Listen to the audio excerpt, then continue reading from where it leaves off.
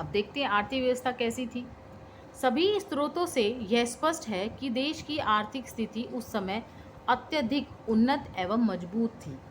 कृषि लोगों की आजीविका का मुख्य आधार था। वेनसांग लिखते हैं कि भोजन और फलों का उत्पादन भरपूर मात्रा में किया जाता था। हर्षचरित्र के अनुसार चावल, गेहूं, ईख आदि के साथ सेब और अंगूर भी उगाए जाते थे। सिंचाई की अच्छी व्यवस्था थी। हर्षचरित्र में सिंचाई के साधन के रूप में तुला यंत्र मतलब जल पंप का उल्लेख है। कृषि से अलग वाणिज्य व्यवसाय और व्यापार भी प्रगति पर थे। कुछ शहर अपने व्यापार के कारण काफ़ी प्रसिद्ध और समृद्ध हो गए थे।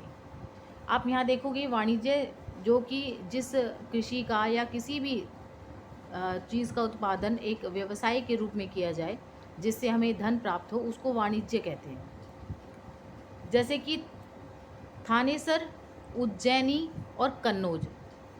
देश में आंतरिक और बाहरी दोनों तरह का व्यापार होता था। बाहर व्यापार काफ़ी समृद्ध था।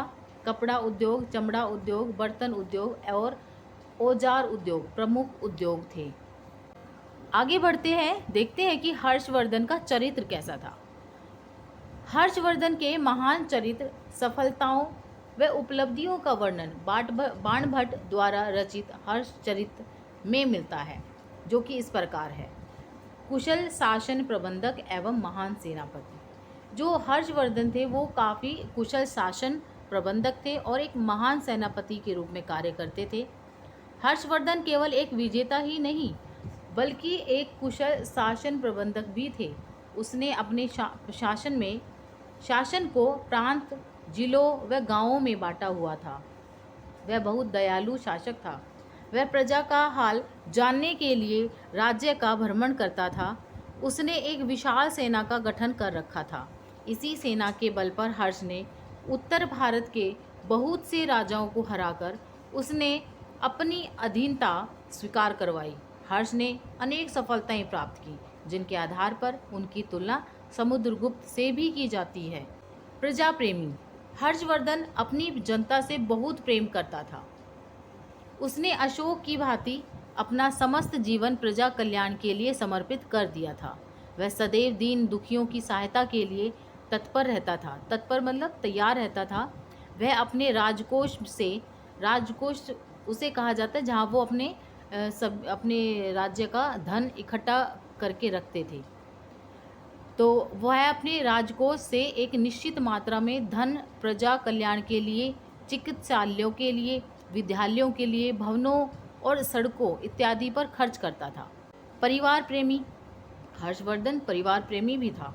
हर्ष प्रजा प्रेमी तो था ही, साथ ही उसका अपने परिवार के प्रति भी बहुत लगाव था। जब उसने भाई राज्यवर्धन की धोखे से हत्या कर दी गई तो वह न केवल अपने भाई की हत्या का बदला लेता है बल्कि अपनी बहन राजश्री को भी ढूंढ निकालता है। इससे अनूठा परिवार प्रेम किसी राजा में देखने को नहीं मिलता है। हर्षवर्धन जो थे वो एक महान दानी व्यक्ति भी थे। हर्ष अपनी दानशीलता के लिए पूरे विश्व में प्रसिद्ध था।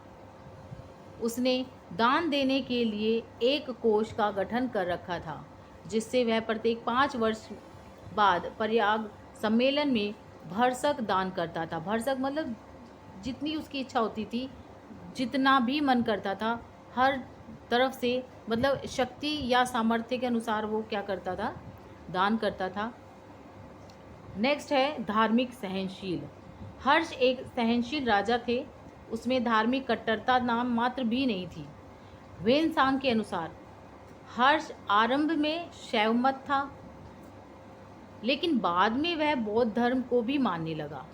प्रयाग सभा में उसने पहले दिन बुद्ध की और दूसरे दिन सूर्य की और तीसरे दिन शिव की उपासना की। इस सभा में उसने 500 ब्राह्मणों को भोजन करवाया, वस्त्र आदि का दान भी दिया। उसके राज्य में हिंदू, बौद्ध, जैन सभी धर्मों के लोग रहते थे।